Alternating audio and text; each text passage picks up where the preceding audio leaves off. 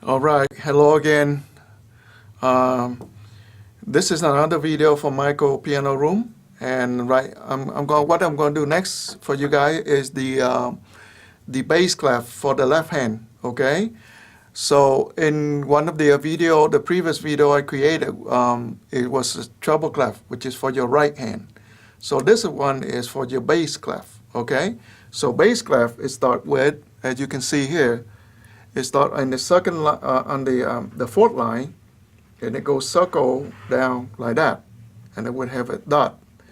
Emphasize that this line right here is an important line, okay? And this is called a bass clef, okay? And bass clef, that's a common name, but it also can be called technically is a F clef. Note F, okay? All right, so now the reason it create like this is just because it's for a bass note, for a note that quite low on the left side of the piano, okay? So what happened is they put F right here, and this F right here is called F3, okay? And if you guys want more detailed information, please Google music clef, okay? And there are many resources online that you can look into it. One is Wikipedia, among others, from different teachers that explain to you where the clef come from and how it come about and how it being used. What I'm showing you here is just the basic, the most common way it's being used right now, okay? So again, as you can see right here, 5 line, it's called a staff, okay? So this is the first line, second line, third line, fourth line, fifth line. So when you draw 5 line, of course, you're going to have space. You're going to have spaces, okay? So this is called staff, okay? And then the way it goes is that as pitch go up, this is how it written. And when pitch go down, it go down this way, just like a ladder, okay?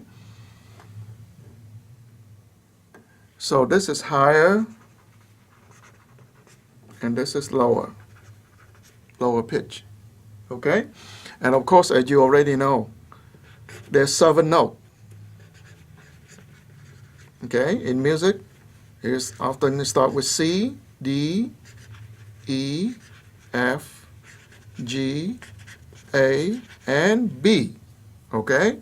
And then after that, it just cycle back to C again, of course. And if you go after C, of course, that's B, A, and you go here C, okay? It's just the way it go. All right, and like in the previous video that where I explained about the treble clef for the bass clef, is no difference, okay?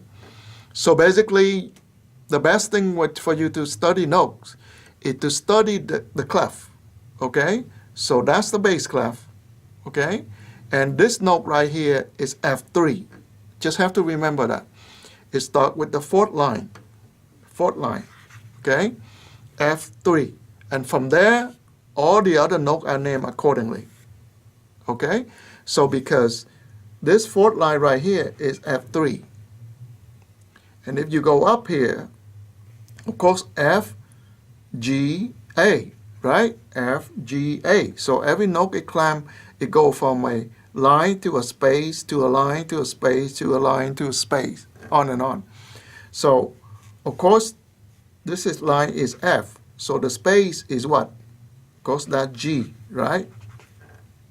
And then after G is A, correct? Okay? And after A is B, okay? And then if you draw a line here, you want to add another note, line note, then it's going to be a C. Okay, that's C4, all right? And now you go down in pitch. So you go from this line to the space, right? So of course, after F is E, okay? Now you go back to the line, E, of course, go back to D. And from D to space again, from line to space, the next one below, that's a C. And from space to line, go down in pitch, that's a B. Okay? And then that B, of course, that's A. Okay? And then A, of course, that's going to become G. G, then this is going to be F. Okay? And then you draw a line here again, that's going to be E. Okay? Now, some of you will wonder, where did he get the number from? Well, the number came from, because on the piano, we have 7 sets, okay? We have a minimum of 7 notes for each, 7 notes, let's see. 7 notes for each of the letter, okay? We have 7 C, we have 7 D, we have 7 E, we have 7 F, we have 7 G, we have 7 A, and we have 7 B, okay? So when you talk about a certain note, you have to be specific so that people know exactly where you're talking about. So when you see B3, that means it's in the 3rd set, okay? 3rd set. So each set has 7 notes from C, D, E, F, G, A, B. That's one set, okay? And then the next set, right here, okay? So the middle set of any piano or keyboard is a set 4, okay? Set number 4 is the 4th set. So to the left of it is always 3rd, and to the right of it always set number 5, number 6, and number 7, on and on. And then on this side, of course, this is 3, have to be go 2, and then further is 1, okay? So if you have a shorter keyboard or piano, especially keyboard, like 61 or 62 key, of course you know that you have only, from set 2, you don't have set 1 and you don't have set 7, okay?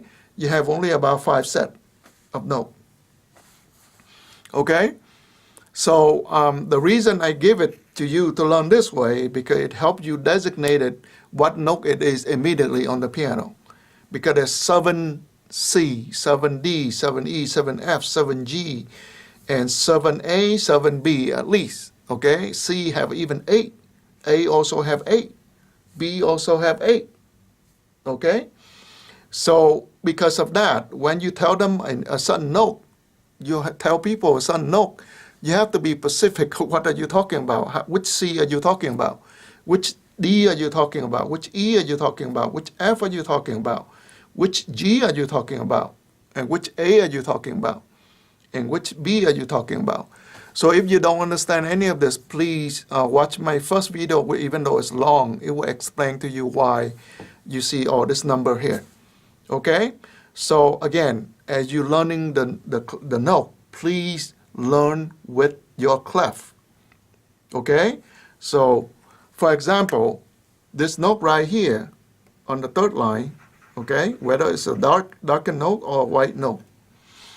For treble clef, it's a B4, but for bass clef here, it is a D3.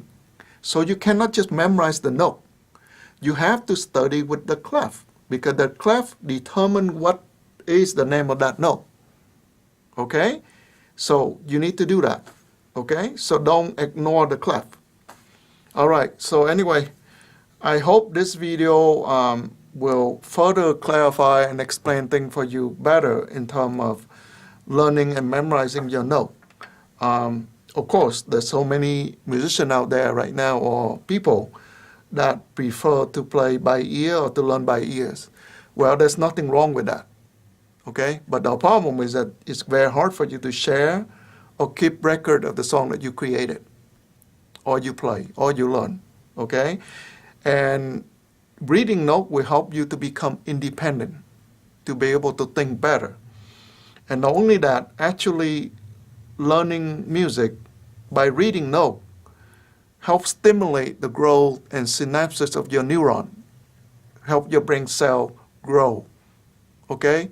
And create new path for you to think faster and more creatively. Because as you look, whatever your eyes see, your fingers on each of your hand have to learn to obey. Okay? And as you keep practicing that, you get faster and faster. Okay? And of course, people would not believe it if there's no evidence-based research, right? So if you don't believe me, then please Google USC brain music research, okay? And will help a lot. For those musicians for people that learn music, it helps their brain to think faster and understand things quicker, okay? But anyway, again, it's not going to help you get smarter. Being smart is a whole different thing. You have to study, okay? Whatever subject you choose, you want to be smart at, you have to study. It's not going to just magically come because you play the piano or you learn music, okay? But anyway, it basically help you, your cognitive, and also help your eye and finger or hand coordination, okay? So that's the key. And if you choose to learn play by ears, then go ahead. It's your loss, okay? I still think that music requires both your ability to read note and to play independently, and also to be able to listen and understand and copy and feel the music, okay? So that's up to you. But this video right here specifically for bass clef for your left hand, okay? And the last video is for treble clef for your right hand, all right? All right, I think it's long enough. Hope this helped. And good luck to all of you who watching this in my video and try to learn. And best wishes to you. If any question, please drop me a question in the comment section. I'm more than happy to respond. All right? So God bless. Bye-bye for now.